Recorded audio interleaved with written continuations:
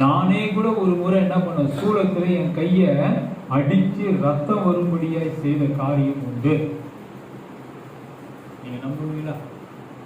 அதெல்லாம் நான் சொல்லுகிறேன். வைக்கிறேங்கம்மா, மவுண்ட் ரோட்ல தர்கான்னு ஒன்று இருக்கு. அந்த தர்கா பக்கத்துல நான் சொல்றதெல்லாம் ஒரு 45 வருடத்துக்குள்ள, இப்பொழுதிலிருந்து 1982, 9, 91, 90 அந்த சமயத்தில் ஒரு சம்பவத்தின் நிமித்தமாக அந்த தர்கா ஒரு இந்து கோயில் சின்னதாக இருக்கும். அப்போ பஸ் ஸ்டாண்டில் இருக்கு, கொஞ்சம் தூரமாக இருக்குது. அங்கே போயிட்டு சூளத்தில் கையை வச்சு நான் அடித்து ரத்தம் சிந்தம்படியாய், ஏன் எனக்கு ஏதாவது நன்மை செய்ய மாட்டேங்கிறாங்க, அப்படி ஒரு காரியம் நான் செஞ்சிருக்கேன். அதனால் மனிதர்கள் தான் என்ன பண்ணியிருக்காங்க, இந்த விக்கிரகங்களுக்கு ரத்தம் சிந்தி கொண்டு இருக்கிறார்கள் இன்னமும். ஆனால் தேவனாகிய கர்த்தர், நீங்கள் ஒவ்வொருவரும் உங்களை வருத்தி கொள்ள வேண்டாம்.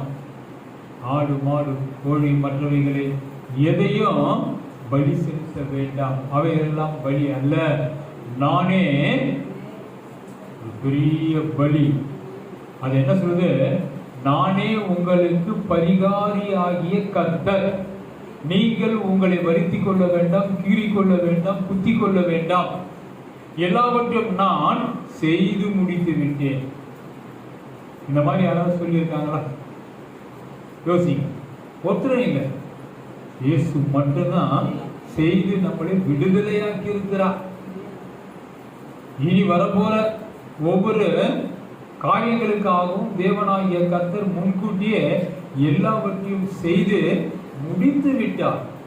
இனி அவருடைய வருகை தான். இப்போ இயேசு பற்றி நல்லா உங்களுக்கு தெரிஞ்சிருக்கும். இந்த கடவுள் மாத்திரமே எல்லா ஜனங்களுக்கும், உலகில் உள்ள எல்லாருக்கும், கிறிஸ்துவர்கள் என்று தனியால எல்லாருக்கும் அவர் தன்னை முழுமையாக ஒப்பு கொடுத்து பாவங்களிலிருந்து விடுதலையாக்கி இருக்கார். எத்தனை பேருக்கு தெரியும்? ஆதலால் தான் இப்படிப்பட்ட இந்த இயேசுவாகிய கடவுளை, தெய்வத்தை, ஆண்டவரை, ஈசனை நானும் கூட ஏற்றுக்கொண்டிருக்கிறேன். சபையில் வந்தவரும் அவரை புரிந்து கொண்டு அவரை தங்கள் உள்ளத்திலே ஏற்றுக்கொண்டு ஆராதிக்கிறார்கள். அப்படித்தான் நான் நினைக்கிறேன். இப்போ இந்த இயேசுவை நாம உண்மையான கடவுள் என்று சொல்லுவதா, இல்ல மற்றவர்களே நாம் கடவுள்கள் என்று சொல்லுவதா? நீங்களே தீர்மானிங்கள். என்னை பொறுத்தவர்களை நான் என்ன சொல்லுவேன், இந்த வேதாகமத்தில் சொல்லப்பட்ட இயேசுவைத்தான் நான் என்னுடைய சொந்த ரட்சகர் என்று சொல்லுவேன், சொல்லிக் கொண்டு இருப்பேன்.